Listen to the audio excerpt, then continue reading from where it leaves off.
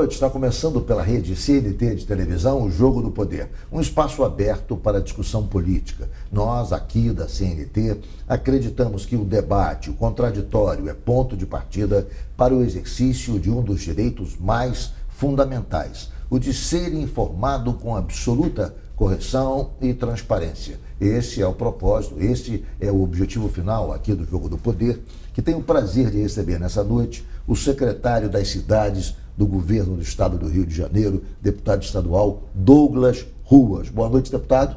Boa noite, Ricardo. Boa noite, Marcelo. Boa noite a todos os telespectadores. É um prazer estar aqui de volta no Jogo do Poder e poder dividir contigo um pouco do cenário político do nosso estado do Rio de Janeiro. O prazer é nosso e para participar desse bate-papo eu trouxe Marcelo Macedo Soares, jornalista. Boa noite, Marcelo. Boa noite, Ricardo. Boa noite, secretário. Prazer estar participando mais uma vez aqui do programa.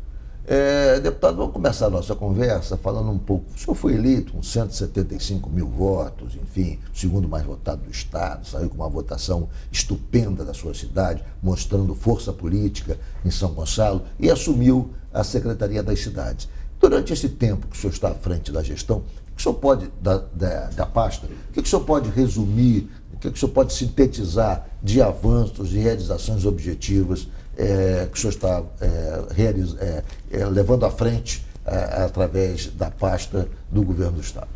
Olha, Ricardo, nós temos um balanço muito positivo nesse pouco mais de um ano e meio de gestão à frente da Secretaria de Estado das Cidades. A gente já conta com um portfólio de projetos que ultrapassam R$1,5 bilhão de investimentos do governo do estado em parceria com as cidades do estado do Rio de Janeiro. Então, um balanço muito positivo, são diversas ações que vêm contribuindo com o desenvolvimento do nosso estado. Cita algumas, obviamente que não todas, mas as mais expressivas, que mostram a importância estratégica da Secretaria para o estado. Olha, nós temos um investimento de mais de R$200 milhões no projeto da Avenida 22 de Maio, que é a principal via do município de Itaboraí, corta todo o eixo central da cidade. Nós estamos lá revitalizando, dando uma significativa melhora na mobilidade urbana daquela cidade.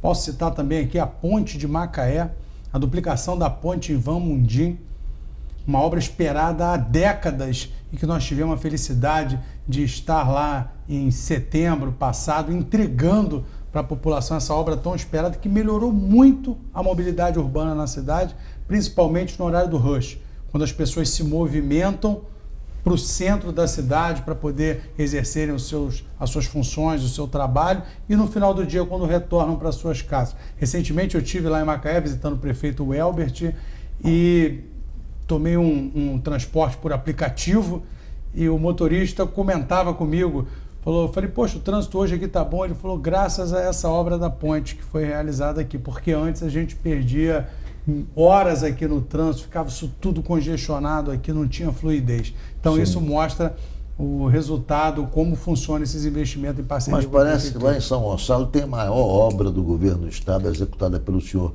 o MUVI, né? Sim, o MUVI é um corredor viário com 18 quilômetros de extensão, corta todo o eixo central da cidade de São Gonçalo, de Neves até Guaxindiba, e é um projeto multifinalitário porque ele contempla os pedestres, com uma revitalização de calçadas, colocando acessibilidade, contempla também os ciclistas, trazendo esse novo modal de deslocamento para a cidade de São Gonçalo, e também os usuários do transporte público, um corredor exclusivo de ônibus, onde vai ter mais fluidez.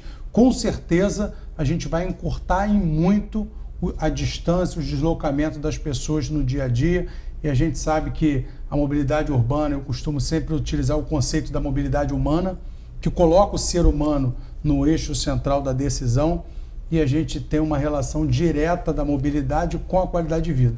Porque quando a gente reduz 30, 40 minutos no deslocamento do trabalhador, esse tempo ele ganha mais para ter em casa com a sua família, Sim. com seu ente querido, então a gente consegue assim uma significativa melhora na qualidade de vida do cidadão. Só para complementar, esse projeto há quantos anos e qual é, digamos, o prazo que o senhor tem para começar a fazer entregas de trechos ou de parte desse projeto? Olha, Ricardo, esse projeto está dividido em 6 trechos, nós já temos mais de 50% de obra concluída, nós estamos agora finalizando o trecho 2, o trecho 3 já está finalizado, o trecho 1 também finalizado, então a gente vai ter praticamente a metade dele finalizado nos próximos 60 dias.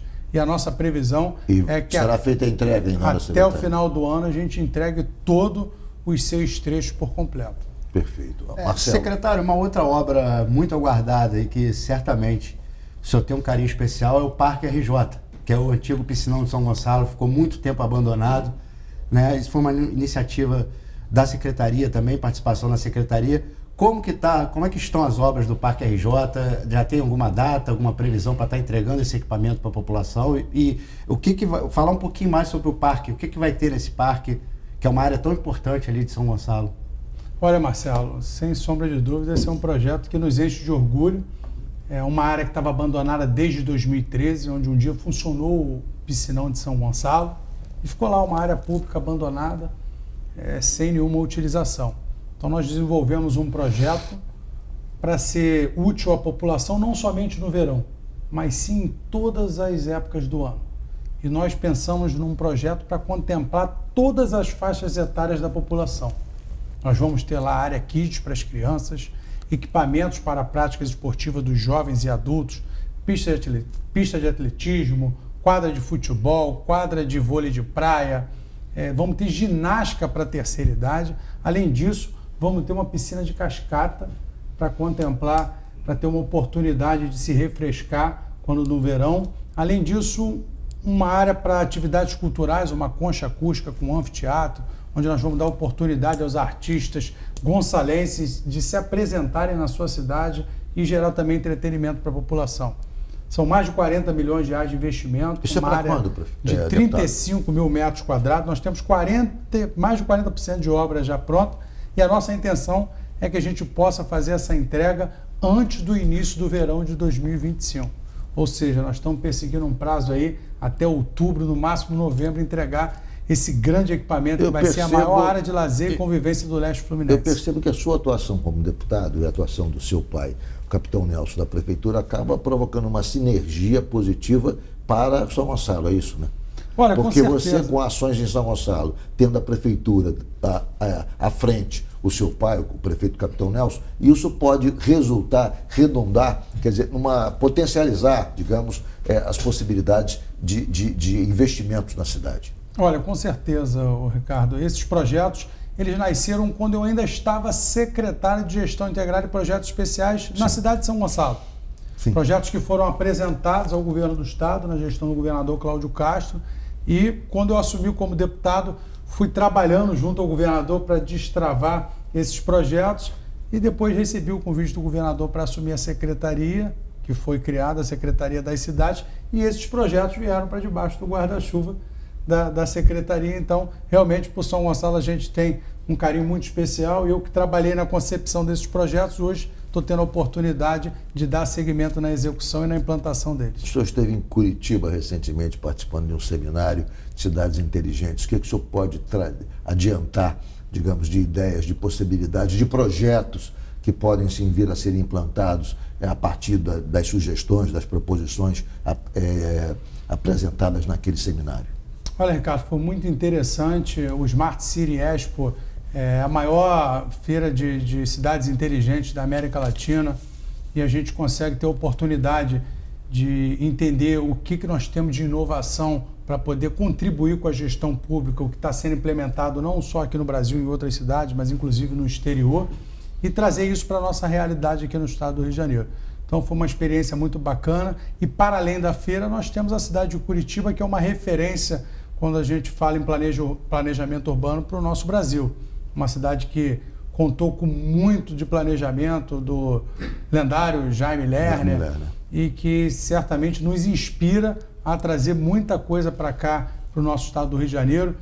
Nós estamos num momento em que volta e meia nós estamos sendo acometidos com acontecimentos por conta dos eventos climáticos extremos e lá em Curitiba nós temos os parques que foram projetados, que são parques alagáveis.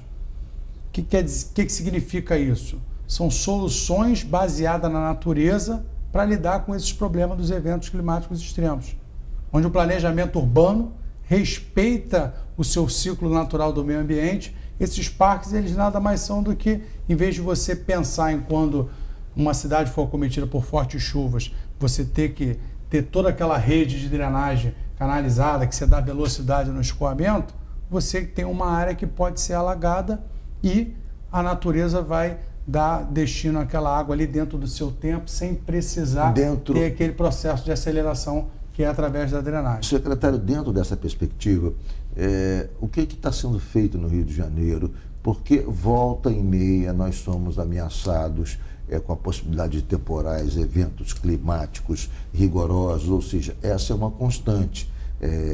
Tem aí, né, só fazer, haja visto o que aconteceu em Petrópolis, enfim, inúmeras vezes, a tragédia da Serra, enfim, são inúmeras situações que nós podemos aqui apresentar para mostrar que essa é uma situação sempre ameaçadora para o estado do Rio de Janeiro.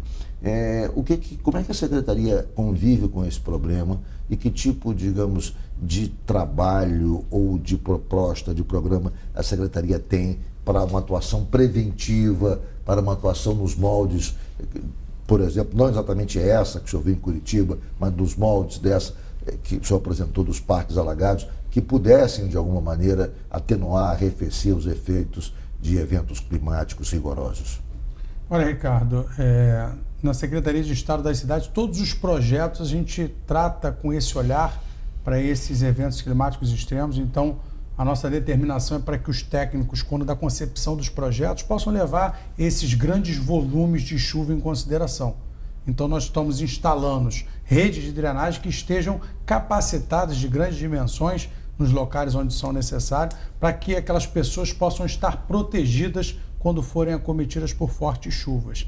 Além disso, a Secretaria de Estado das Cidades também se colocou junto do Comitê de Chuvas do Governo do Estado para atender a população quando formos acometidos por essas fortes chuvas. Então, nós temos hoje uma contratação de equipamentos, de maquinários para dar todo o suporte aos municípios. Sim. Isso nasceu do relato dos próprios prefeitos que procuram o governo do Estado quando são acometidos porque não tem a estrutura necessária para lidar com aquele pós-tragédia. Então, nós também estamos preparados para atuar se, porventura, for necessário, algum município precisar desse apoio. Eu vou fazer um rápido intervalo, o Jogo do Poder volta já já, hoje com Douglas Ruas, secretário das Cidades do Governo do Estado do Rio de Janeiro. Nós estamos de volta com o Jogo do Poder, recebendo aqui o secretário das Cidades, Douglas Ruas, com participação do jornalista Marcelo Macedo Soares, aqui no Jogo do Poder. Secretário, o senhor está ainda no exercício do cargo, nós estamos ainda, nem chegamos aí a meados de 2025, mas ano que vem o senhor vai ter que deixar a secretaria. O que o senhor acha que pode resumir, para disputar, obviamente, a reeleição como deputado estadual? O que o senhor pode resumir, assim, de legado da sua gestão? Se o senhor tiver que, enfim, deixar um parágrafo dizendo o seguinte: passei por aqui, fiz, pontinho, pontinho. O quê? Olha, Ricardo, eu acredito que nós temos dado conta de aproximar os municípios ao governo do Estado e vice-versa, entendendo que os cidadãos eles não moram no Estado, eles moram nas cidades. É na cidade que a vida acontece, as pessoas dormem e acordam todos os dias nas suas cidades e precisam ter esse olhar do governo do Estado, que está atento às suas necessidades, que está atento aos projetos que chegam das suas demandas e está entregando um projeto, um investimento em infraestrutura que possa melhorar a vida das pessoas. Eu acho que esse é o legado que a gente pode deixar, de entender que as pessoas existem, que elas estão lá nas cidades e que o governo do Estado tem um olhar por elas e está preocupado em fazer os investimentos que possam tornar a vida deles melhor. Marcelo? Secretário, pegando esse gancho, eu sou morador da região dos Lagos e tenho visto quase que semanalmente alguém do governo do Estado, o secretário, enfim, praticamente toda semana tem alguém do governo do Estado. Isso certamente passa pela sua secretaria, que são demandas dos municípios. Eu queria que o senhor falasse um pouco dessas demandas e também como é a importância desse diálogo com as outras secretarias também na hora de resolver o problema, a importância de se ter esse entrosamento entre as secretarias e se isso também isso é uma determinação do governador Cláudio Castro, de que se dê essa atenção especial às cidades do interior, né? Tirar um pouco o foco da metropolitana e tal. Olha, com certeza, Marcelo, uma determinação do governador Cláudio Castro, e ele sempre replica essa frase, que um Estado forte precisa de um interior forte. E a gente entende que os municípios do estado do Rio de Janeiro, com raríssimas exceções dos municípios que recebem grandes recursos por conta dos royalties do petróleo, a capacidade de investimento desses municípios é muito reduzida. A grande maioria não chega a 3% do seu orçamento. Os prefeitos têm um orçamento praticamente todo ele comprometido com os serviços essenciais e sobra muito pouco para os investimentos. Então, o mote principal da Secretaria de Estado das Cidades é o programa Governo Presente nas Cidades, que dá uma oportunidade às prefeituras de apresentarem os seus projetos e reivindicarem o investimento do governo do Estado nas suas cidades. E a gente recebe inúmeros pedidos.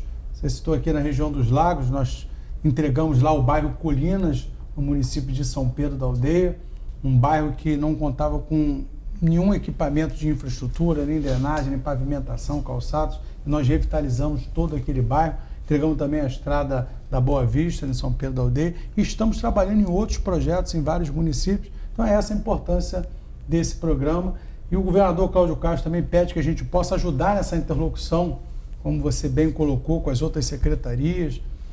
Ontem mesmo estava tratando de um assunto com um prefeito de Cachoeira de Macacu, que precisava de um atendimento numa outra secretaria. A gente ajuda fazendo essa interface com o colega secretário.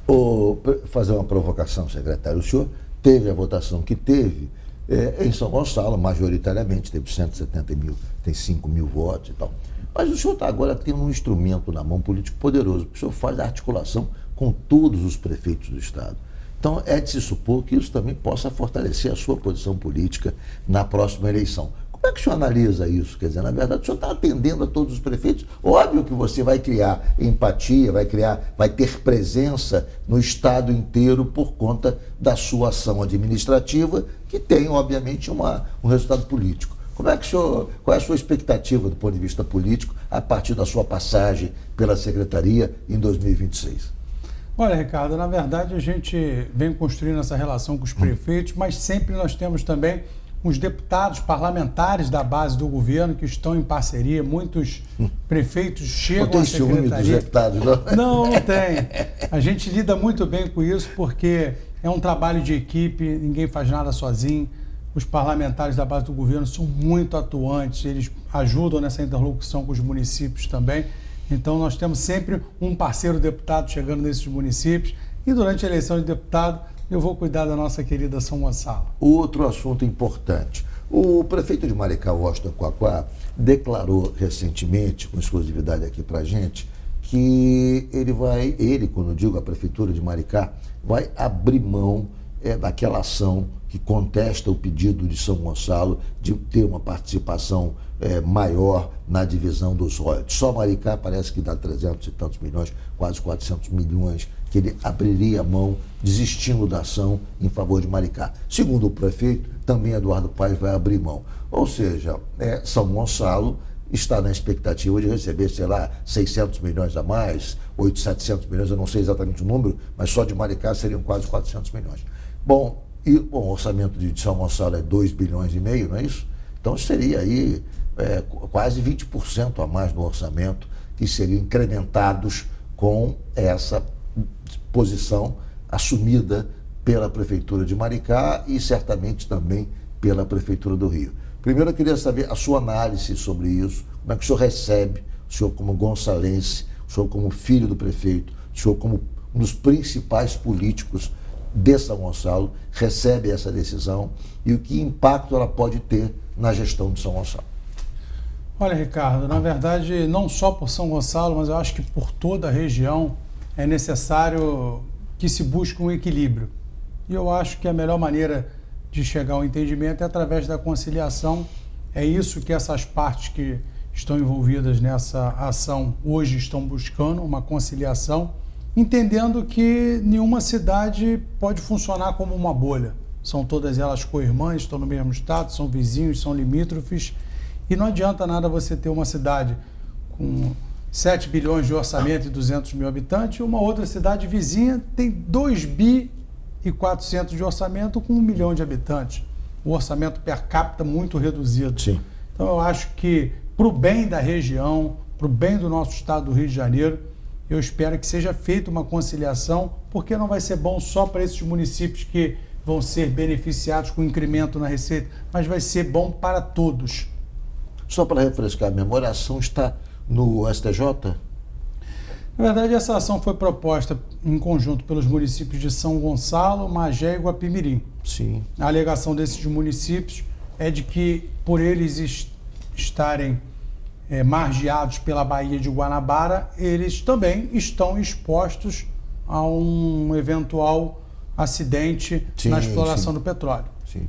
Na verdade, a tese comprova até que estão mais expostos do que os que estão margeados pelo mar aberto. Sim. Porque, vamos lá imaginar um cenário de um eventual acidente na exploração, aqueles municípios que estão margeados pelo mar aberto teriam muito mais facilidade por conta do mar aberto na troca para poder limpar ali, fazer a limpeza no pós-acidente. E aqueles municípios que estão margeados no fundo da Baía de Guanabara seriam muito mais difícil a limpeza, o pós-tragédia ali, né? Sim. Então essa tese foi na direção de mostrar que aqueles municípios também estão de alguma maneira expostos ao risco, portanto deveriam ser incluídos na zona principal de produção do petróleo. Em acontecendo, isso aumenta a capacidade de investimento de São Gonçalo. Né? Consideravelmente. Sim, então... E aí foi proferida uma sentença pela primeira instância da Justiça Federal e que incluiu esses municípios na zona principal de produção do petróleo. Isso em julho de 2022. Em agosto, esses municípios perceberam os recursos provenientes por estarem inseridos nessa zona principal de produção do petróleo. Em setembro de 2022, a então ministra presidente do STJ proferiu uma suspensão dos efeitos financeiros dessa sentença. Então, o mérito é dos municípios. Sim, foi julgado a favor dos municípios. Hoje, eles fazem parte da zona principal de produção do petróleo, mas os efeitos financeiros estão suspensos e está se aguardando o julgamento na segunda instância. E, em paralelo a isso, o presidente do STF deu um despacho para consultar as partes se são a favor de enviar esse processo para o núcleo de conciliação no STF, o que a gente acha mais prudente. Sim, e aí parece que há toda a perspectiva de conciliação a partir do que tem dito aqui o prefeito Quaquá e também, me parece, o prefeito Eduardo Paes. Eu vou fazer um rápido intervalo, o Jogo do Poder volta em 1 minuto, hoje recebendo o secretário das cidades do governo do estado do Rio, Douglas Ruas.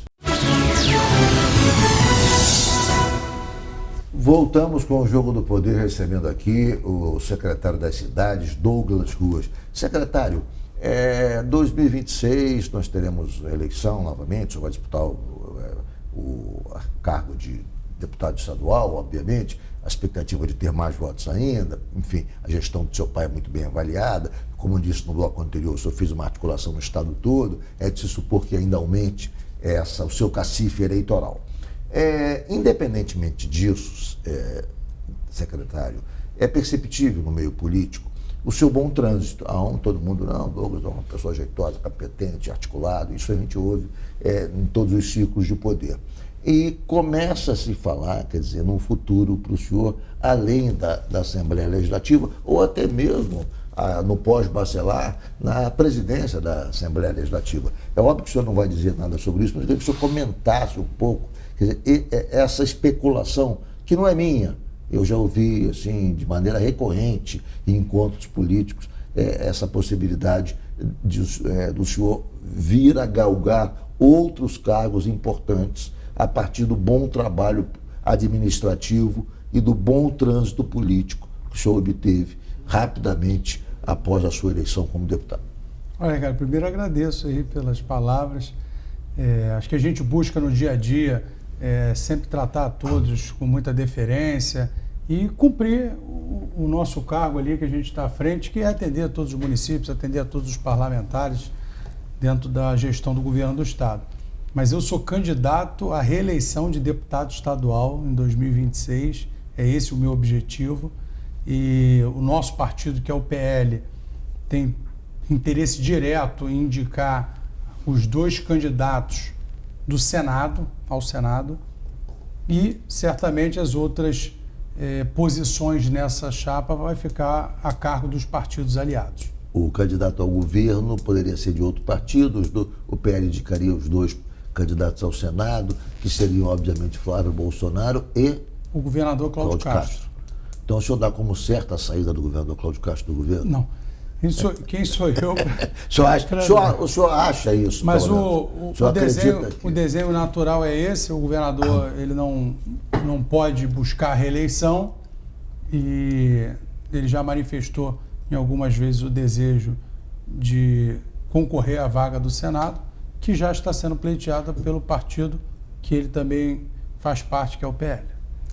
E dentro dessa composição, como é que o senhor vê a disputa, então, para a sucessão do governador Cláudio Castro? Ele sendo candidato ao Senado, o cenário que se conforma é o governo ficar na mão de Thiago Pampolha, temos também o Rodrigo Bacelar, que pleiteia também essa posição. Curiosamente, Rodrigo Bacelar e Thiago Pampolha estão muito bem, se aproximaram muito, eu tenho observado, estão numa posição muito afinada, embora haja um antagonismo político em relação à eleição, eu nunca vi os dois tão próximos. Se falam 2, 3 vezes por semana e tem uma espécie de pacto de condução desse processo em absoluta harmonia, sem abrir mão, digamos, do pleito óbvio de ambos de tentar disputar o governo do Estado. Olha, Ricardo, acho que eu vejo esse cenário com muita naturalidade. Acho que é comum quando se tem um governador que não pode buscar a reeleição, você ter, de repente, mais de uma figura política pleiteando a cabeça de chapa nessa coligação de vários partidos.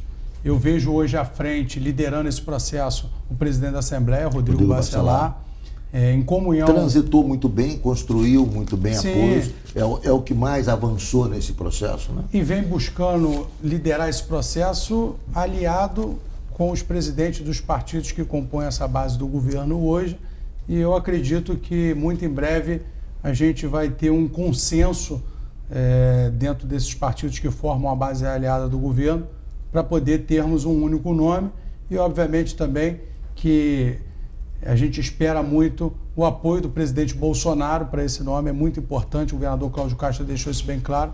A eleição aqui no Rio de Janeiro vai ter sim um forte peso do presidente Bolsonaro, então a gente espera que nos próximos dias, quem sabe meses aí, a gente chegue a esse consenso. Porque essa divisão, não digo divisão, mas essa indefinição, ela acaba favorecendo o outro nome, que é o prefeito Eduardo Paes, né? Porque enquanto um lado fica, digamos, não digo brigando, mas fica em meio a esse processo de indefinição, o outro lado, que no caso é o prefeito, avança, digamos, com tratativas e acordos para consolidar o seu nome, né? Mas eu vejo que a base aliada ela continua unida. Você não vê nenhum desprendimento de um partido da base. Então, por enquanto, continua-se um grupo consolidado. E, em algum momento, vai chegar-se a esse consenso. Marcelo, secretário, no bloco anterior nós falamos da questão dos rochas, que Maricá abriu mão, né? Maricá, uma cidade que é governada pelo PT, abrindo mão de recursos, uma cidade que é São Gonçalo, que é governada pelo PL. O próprio prefeito Washington Quaquá tem uma relação muito boa com o governador Cláudio Castro. O senhor, na Secretaria de Cidades, está convivendo com prefeitos de diversas correntes diferentes. Só acredito que o Estado do Rio está vivendo um momento político diferente e talvez dando um exemplo para buscar sair um pouco dessa polarização que vem marcando a política nacional de forma geral. Você acha que o Rio, de repente, está dando o primeiro passo nesse bom relacionamento? Olha, Marcelo, eu acho que isso passa pela maturidade da política do Estado do Rio de Janeiro, que a gente vem alcançando, e de ter um entendimento muito claro que na hora da eleição, quando a gente chega no pleito eleitoral, cada um tem que manifestar a sua preferência, defender as suas bandeiras, mas quando a gente está falando de gestão, essa questão tem que ficar de lado e o que tem que ser colocado como prioridade é o bem-estar do cidadão fluminense, independente da cidade, independente do partido. E nós que estamos ocupando algum cargo no Poder Executivo, não podemos nem pensar em levar isso em consideração quando da tomada de alguma decisão. Secretário, como é que o senhor avalia a gestão do presidente Bacelar na Alerj? Que tipo de... Enfim, ele foi reeleito de uma maneira absolutamente incomum, com unanimidade dos votos. A gente que acompanha a política do Rio sabe que, obviamente, a reeleição é mais fácil do que a eleição. A eleição é mais difícil, porque o primeiro mandato é sempre disputado, você ainda não tem cacife para se sobrepor aos demais concorrentes, então a eleição é mais complicada. Mas a reeleição, ela é um pouco sempre mais simples, mas a unanimidade não é tão comum, e ele obteve a unanimidade. Que tipo de avaliação o senhor depreende, o senhor faz desse fato político e prosseguindo, qual é a análise que o senhor faz da gestão de Bacelar? Olha, Ricardo, o resultado fala por si só. Uma votação unânime, numa casa com 70 parlamentares, cada um com a sua ideologia, cada um defendendo as suas bandeiras, diferentes partidos políticos, e eu acho que esse é o retrato da gestão do Rodrigo Bacelar, os 2 anos à frente da presidência da Alerj. Ele deu oportunidade para os parlamentares exercerem os seus mandatos, colocarem as suas posições e deu liberdade para que todos os parlamentares pudessem trabalhar e buscar representar aquele eleitorado que o colocou ali. Por isso, esse reconhecimento de ter uma votação unânime, uma votação histórica, sem sombra de dúvida. Rápido intervalo, o Jogo do Poder volta já, hoje com Douglas Ruas, secretário das Cidades do Governo do Estado do Rio.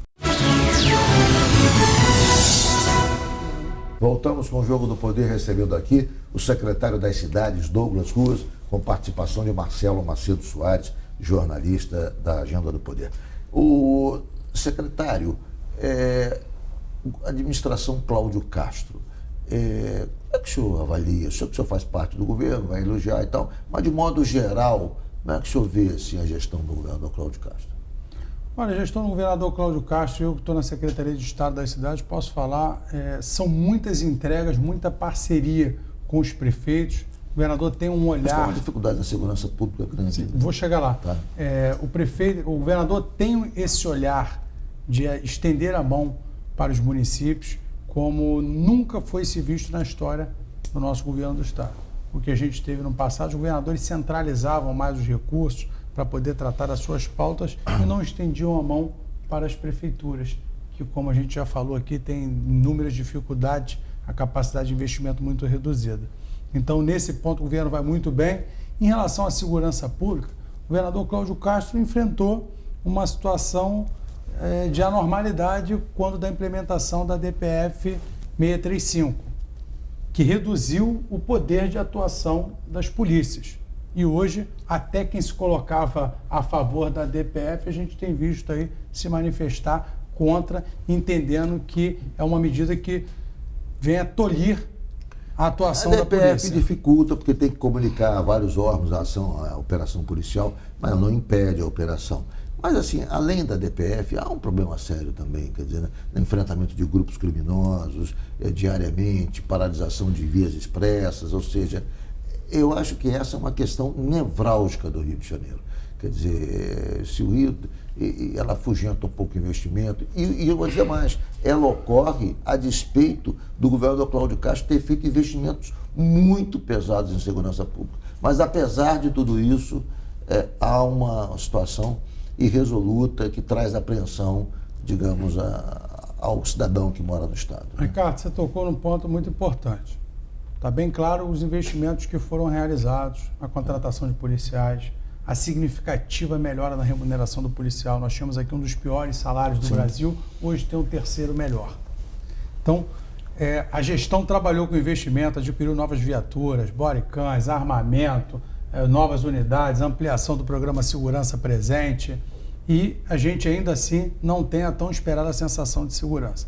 Mas se a gente olhar para outros estados da federação, como Bahia, Rio Grande do Norte, que vem sofrendo muito com a violência, a gente começa a entender que esse deixou de ser um problema local para ser um problema nacional. E falta um enfrentamento por parte do governo federal, falta o Congresso Nacional fazer a sua parte. A gente tem uma legislação obsoleta. Nós temos inúmeros casos que frequentemente são noticiados através dos veículos de comunicação de indivíduos com 80 anotações criminais que já são presos e rapidamente são colocados em liberdade, não cumprem a sua pena, retornam. Então a gente está diante de um cenário de impunidade. Sim. E é esse o desafio que a gente enfrenta. Nós temos uma outra questão que aqui no Rio de Janeiro é muito latente, nós não temos praticamente o nosso controle de fronteiras é zero. Um estado em que foram apreendidos em um ano mais de 700 fuzis, armamento de guerra, 90% deles fabricados nos Estados Unidos. Eles são enviados dos Estados Unidos para países vizinhos aqui, Paraguai, Bolívia, e facilmente adentram no território brasileiro e chegam até as ruas do Rio de Janeiro. Esse não é um papel do governo do Estado. Eu queria agora trazer, eu sei que eu estou um pouco assim de afogadilho, um pouco tentando cortar, porque nós estamos com 3 minutos só para encerrar o programa, e aí me ocorreu o seguinte, o senhor de São Gonçalo, o prefeito, né, está à frente da cidade, é seu pai, e o papel da Guarda Municipal? Porque o armamento da Guarda Municipal, que está acontecendo aqui no Rio, o Rio vive esse debate, a Câmara do Rio está aprovando, aí já aprovou em primeira discussão, deve aprovar em segunda também, a questão do armamento da Guarda Municipal. Como é que o senhor vê esse papel coadjuvante da Guarda Municipal na segurança pública dos municípios? Acho que esse é um caminho sem volta. Eu defendo sempre que todos os municípios possam seguir nessa direção. Agora não dá para... E não tem coisa... Não precisa inovar para isso. Já existe uma legislação federal que permite o armamento da Guarda. Não há que se criar uma outra força municipal. A força municipal é a Guarda Municipal. Agora, óbvio que cabe às prefeituras fazer o seu dever de casa de cumprir a legislação federal. E lá no caso de São Gonçalo, como é que isso está sendo feito? No município de São Gonçalo, esse processo está bem adiantado. Não é um processo simples, é um processo burocrático, muito rigoroso. Você precisa ter interação com a Polícia Federal, com o Exército Brasileiro. Mas é propósito da Prefeitura armar a Guarda? Ainda esse ano, eu acredito que o prefeito Capitão Nelson vai inaugurar um grupamento da Guarda Municipal de São Gonçalo, já toda ela armada, já fez licitação, já está comprando arma. O projeto já foi aprovado na Câmara, né? Sim, já foi aprovado na Câmara, já foi preenchido os requisitos junto à Polícia Federal e o Exército Brasileiro, já tem alguns agentes capacitados, aptos, certificados pela Polícia Federal para atuar. O prefeito Capitão Nelson já realizou a licitação, já solicitou, já fez o empenho, já contratou, está aguardando a fabricante entregar o armamento. Então tem todo um processo burocrático. Nesse ano ainda esse grupamento armado deve entrar em operação? Com certeza. Acredito que sim. Estamos ainda no final, qual seria o balanço, a sua expectativa? É óbvio que o prefeito está começando o segundo mandato agora, desse segundo mandato lá à frente de São Gonçalo do Capitão Nelson. Olha, eu tenho certeza que o Capitão Nelson vai poder, nesse segundo mandato, entregar muito mais do que ele entregou no primeiro mandato. Primeiro porque o início do mandato encontrou uma casa totalmente desarrumada. Agora não. Ele assume já com a casa arrumada, já conhecendo, já com a equipe no ritmo das entregas. Tem muita coisa que foi planejada no primeiro mandato que está em andamento e que vai ser entregue à população agora nesse segundo mandato. Então a expectativa é que seja um segundo mandato de mais entregas do que ele teve no primeiro mandato, com certeza. Secretário Douglas Ruas, foi um prazer enorme recebê-lo nessa noite, mais uma vez aqui no Jogo do Poder. Obrigado, Ricardo. Obrigado, Marcelo, a todos os telespectadores. É sempre um prazer estar aqui no Jogo do Poder, dividindo com essas feras aqui um pouco do nosso cenário político do Estado do Rio de Janeiro. Foi um prazer recebê-lo. Obrigado também a Marcelo Soares pela participação nesse debate. Muito obrigado. E obrigado a você que nos acompanhou de casa, sempre pela rede CNT de televisão. Voltamos no próximo domingo, às 11h30. Tenham todos um bom final de domingo, uma boa semana e até lá.